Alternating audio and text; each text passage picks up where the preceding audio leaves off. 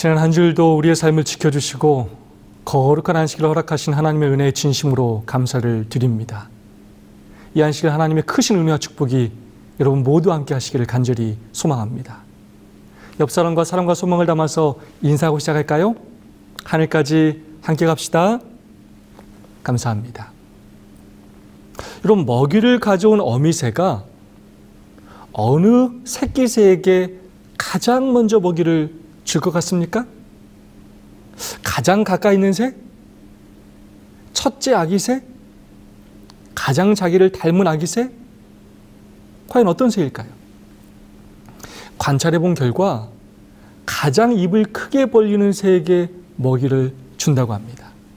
아니, 목사님, 그럼 원래부터 입이 작은 새들은 어떻게 합니까?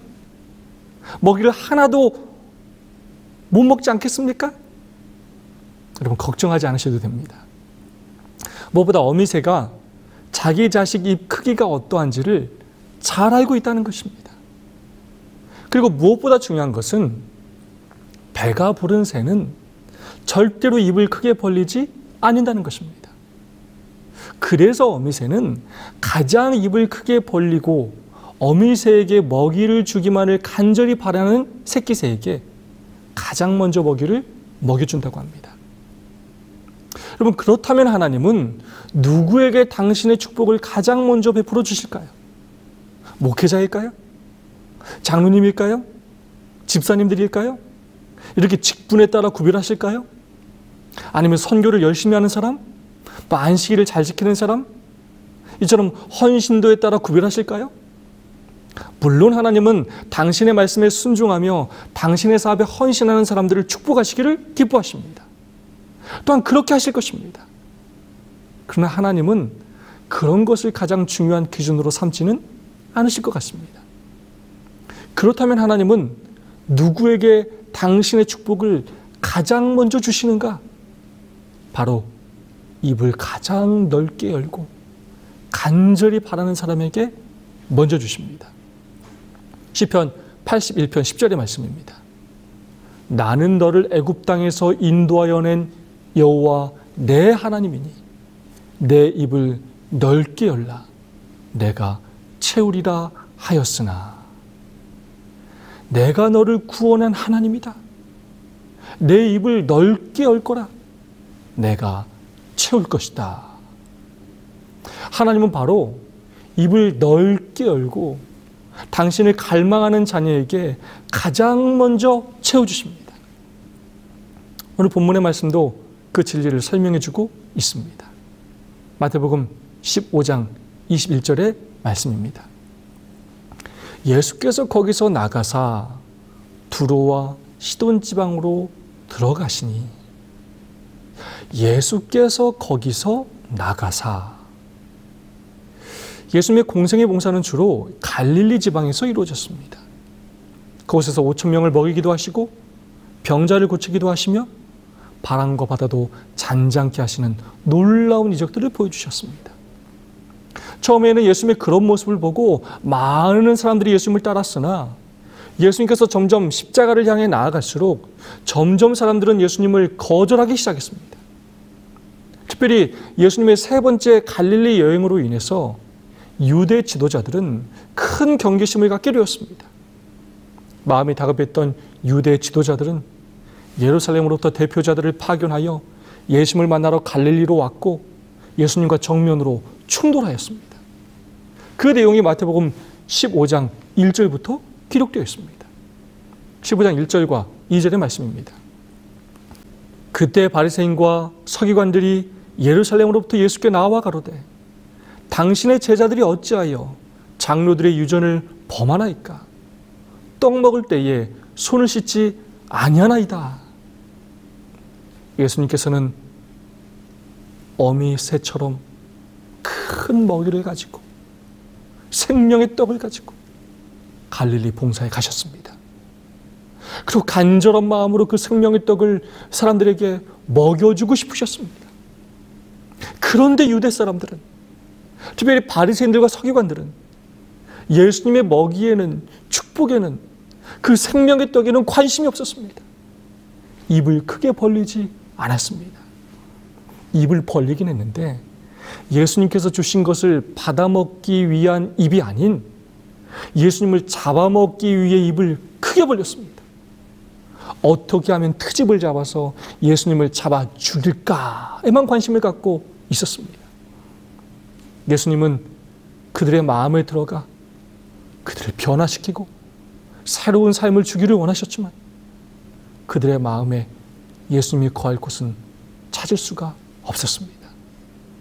생명의 떡을 먹여주고 싶으셨지만 관심이 없었습니다.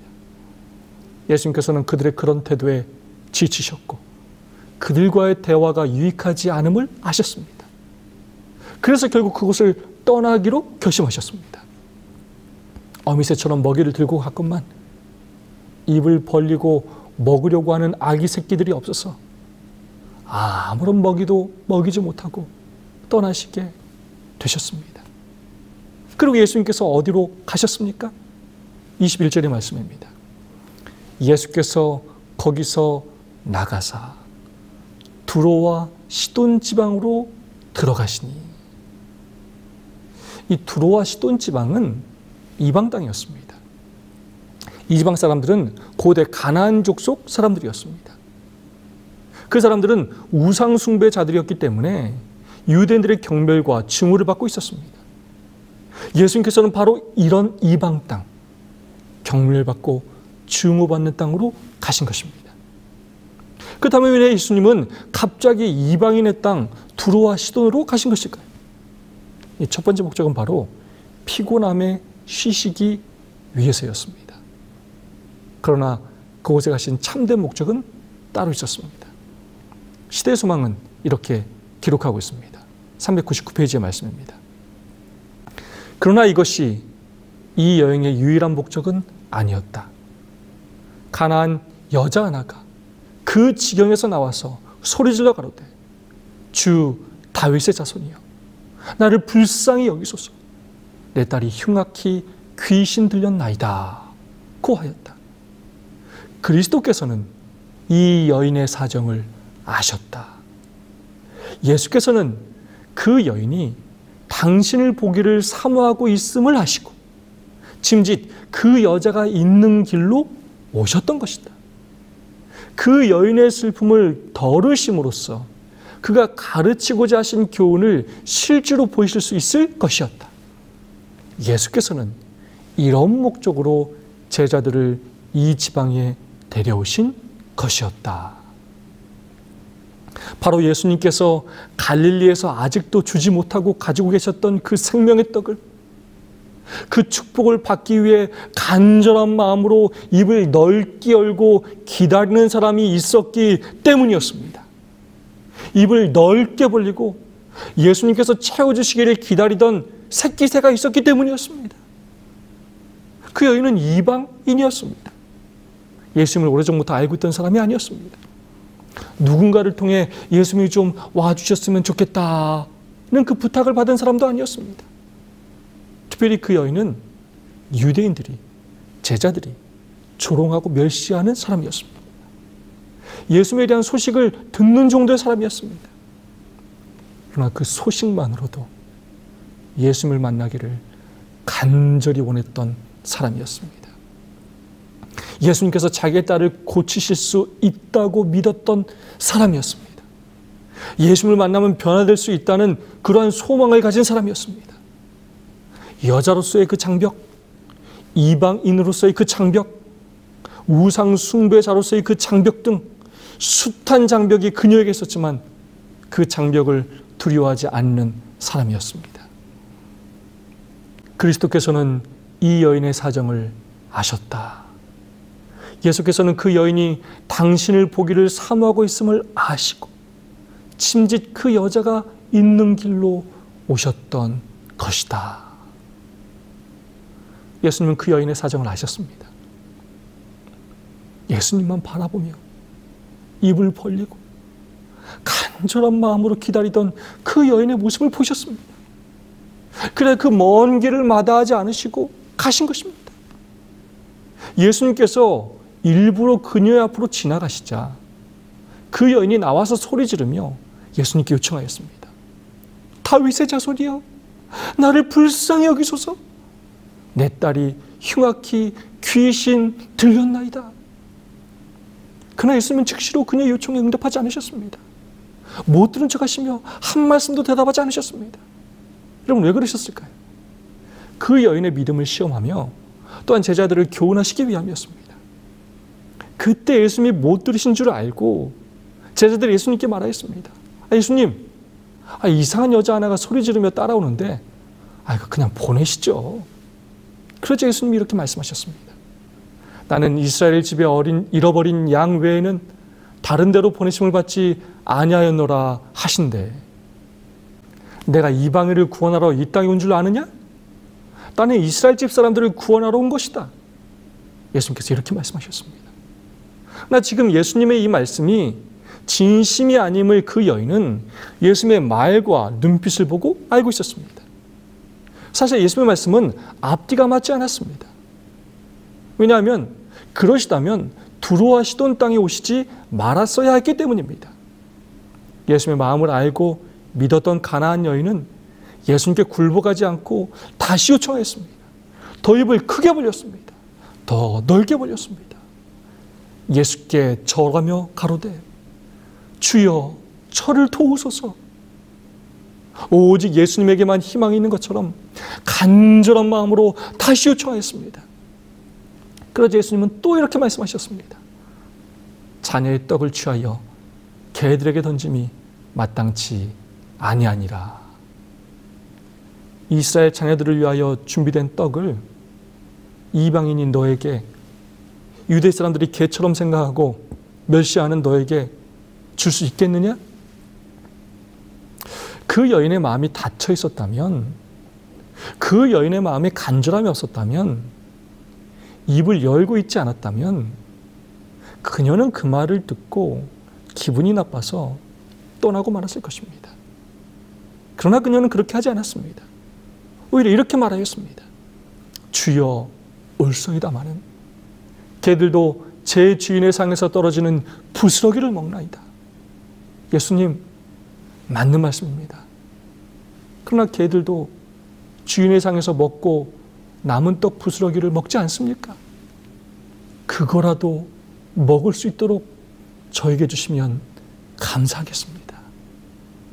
이스라엘 사람들에게 주시는 그 많은 축복, 저에게 조금만이라도 주시면 안 되겠습니까? 그 여인은 이스라엘을 위해 준비하셨던 생명의 떡이 아니라 그 떡의 부스러기라도 먹기 위해 간절한 마음으로 입을 크게 벌리고 예수님께 요청하였습니다. 시대소망 401페이지는 이렇게 기록하고 있습니다. 그 여자는 만일 한 마리의 개가 되는 특권을 얻을 수 있다면 그는 개로서의 취급을 기꺼이 감수할 것이다. 그 여자는 즉시 예수를 구주로, 그리고 자기가 구하는 것을 다 하실 수 있는 분으로 시인하였다. 한 마리의 개가 되는 특권. 얼마나 감동적인 표현입니까? 얼마나 예수님을 향한 간절한 마음입니까? 예수님께서 주시는 축복을 얻을 수만 있다면 괴로 취급당하는 것을 기쁘게 감당하겠다. 예수님께서 주시는 축복이라면 부스러기라도 먹겠다는 그 간절한 심정. 예수님은 그 여인의 믿음에 감동하셨습니다. 너무나 기뻐하셨습니다. 그렇게 자신의 생명을 바쳐 자신을 떡으로 주시려고 갈릴리 지역에서 봉사하셨건만 예수님께서 주시는 떡에, 축복에 관심을 갖는 사람이 많지 않았습니다. 그러나 그 여인은 떡이 아니라 부스러기라도 원하는 간절한 믿음을 소유하였습니다. 예수님은 그 여인의 믿음을 크게 칭찬하시면서 이렇게 말씀하셨습니다. 여자여, 내 믿음이 크도다. 내 소원대로 되리라 하시니 그 시로부터 그의 딸이 나으니라. 그 가나안 여인의 믿음대로 즉시 그녀의 딸은 낳았습니다. 하나님의 놀라운 축복을 경험하였습니다. 여러분, 지금 보시는 이 그림은 홀반 헐트라는 유명한 성화 작가가 그린 세상의 빛이라는 그림입니다. 이 그림에서 특이한 점이 하나 있습니다. 중요한 물건이 하나 없습니다. 이 그림은 똑같은 주제의 다른 그림입니다. 이 그림도 마찬가지입니다. 중요한 물건이 하나 없습니다. 그럼 그것이 무엇일까요? 네, 바로 문고리입니다. 예수님이 밖에서 서 계시지만 안에서 열어주지 않으면 들어갈 수가 없는 것입니다. 밖에서는 열 수가 없는 것입니다. 요한계시록 3장 20절의 말씀입니다.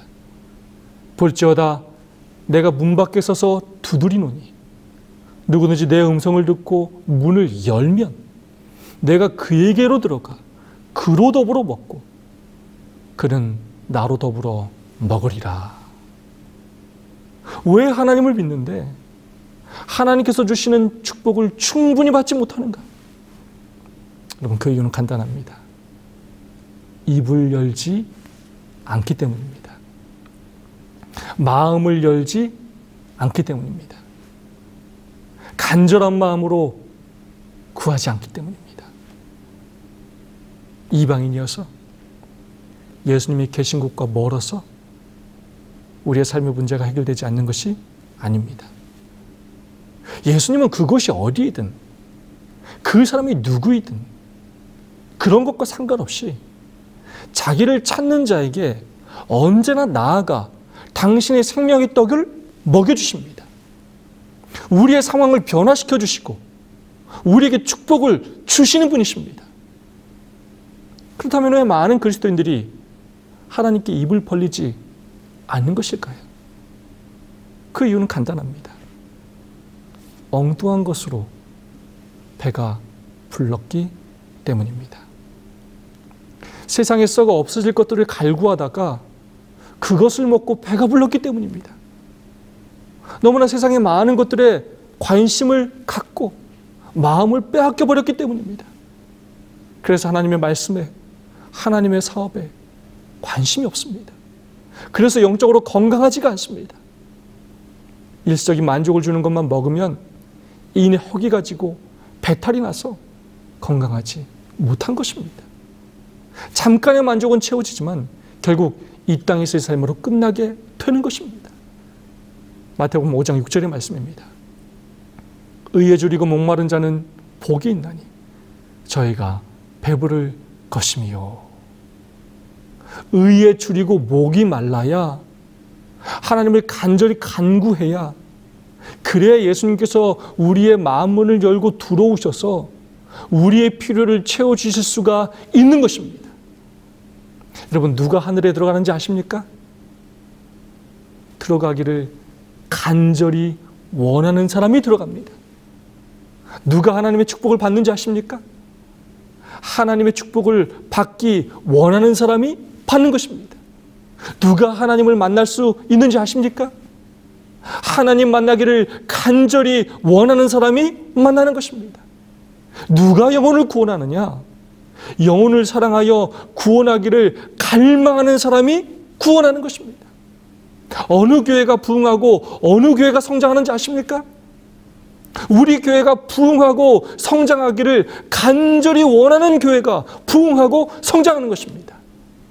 그 간절함과 목마름이 있는 사람에게 역사가 일어나는 것입니다. 그럼 어떻게 그 가나안 여인은 예수님께 그런 요청을 할 수 있었을까요? 부스럭이라도 달라는 그 요청을, 개 취급을 받는 것을 기쁘게 여길 수 있었을까요?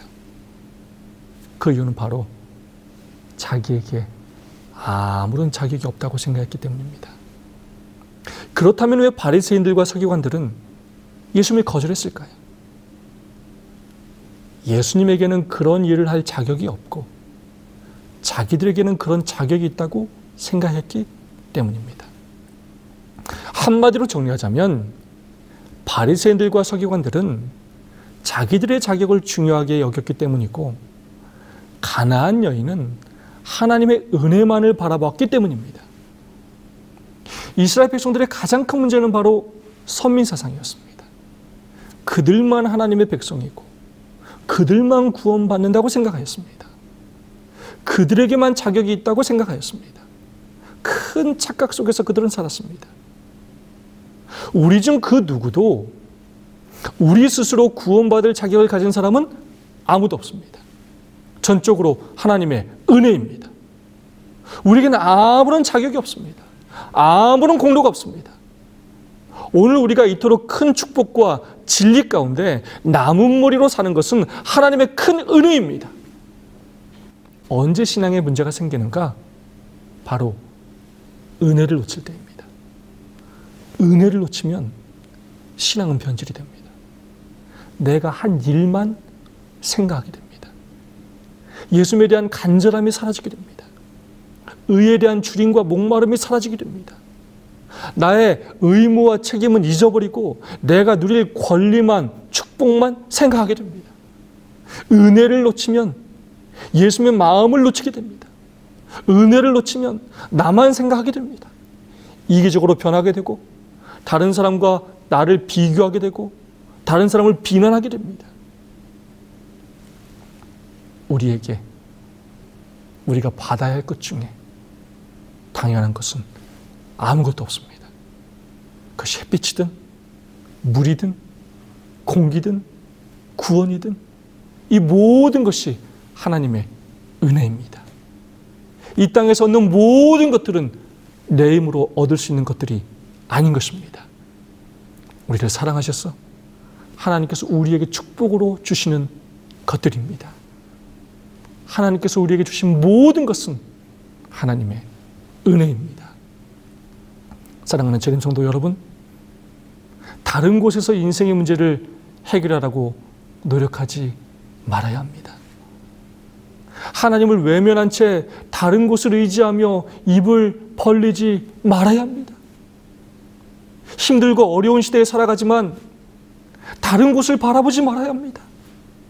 다른 곳에서 다른 것으로 배부르지 말아야 합니다. 다른 곳에 무릎 꿇고 다른 곳에 머리를 숙이지 말아야 합니다. 오직 하나님의 은혜만을 구하며 하나님께만 머리를 숙이며 살아야 합니다. 하나님께서 먹여주시는 것만 먹으며 하나님께서 입혀주시는 것만 입으며 하나님께서 보내시는 곳에만 가며 하나님께서 시키시는 일만 하는 그리스도인이 되어야 합니다. 예수님의 십자가를 지고 예수님의 제자로 살아가는 것을 기쁨과 특권으로 여기며 사는 그리스도인이 되어야 합니다. 하나님께서 나에게 주신 은혜에 늘 감사하는 그리스도인이 되어야 합니다. 우리가 간절한 마음으로 부스러기라도 구할 때 우리 하나님은 우리에게 부스러기를 먹이시는 분이 아니십니다. 그분은 이 땅에서 버려지고 외면받아 부스러기만도 못한 대접을 이 땅에서 받으며 사셨지만 그리고 십자가에서 갈기갈기 찢어지시며 부스러기 떡이 되셨지만 당신의 사랑하는 자녀들에게는 당신 자신의 생명의 떡을 먹이시는 분이십니다. 세상 그 무엇과도 비교할 수 없는 귀하고 좋은 것을 먹이시는 분이십니다. 자신이 부스러기가 되실 때까지 아낌없이 우리에게 모든 것을 주시는 분이십니다. 선지자왕 714페이지에 있는 말씀입니다. 오늘날 하나님을 두려워하는 사람들은 영적 바벨론에서 나오라는 기별을 듣고 있으며 그들은 곧 새로 만들어질 세상 하늘 가나안에서 하나님의 은혜의 전리품으로 서게 될 것이다. 저는 이 구절을 너무나 좋아합니다. 하늘 가나안에서 하나님의 은혜의 전리품으로 서게 될 것이다. 세상의 다른 축복이 아니라 부스러기일지라도 하나님의 은혜만을 간구하며 살아가므로 하나님께서 먹여주시고 입혀주시는 은혜를 경험하며 살아가므로 이 세상에서 생명을 거두는 그날 오직 하나님의 은혜로 살았다고 간증할 수 있는 저와 여러분 모두가 되기를 간절히 소망합니다. 그래야 우리 주님 오시는 그날 하나님의 은혜의 전리품들로 그 영광의 대열에 모두 참가할 수 있게 되기를 진심으로 간절히 바라면서 말씀을 마치겠습니다.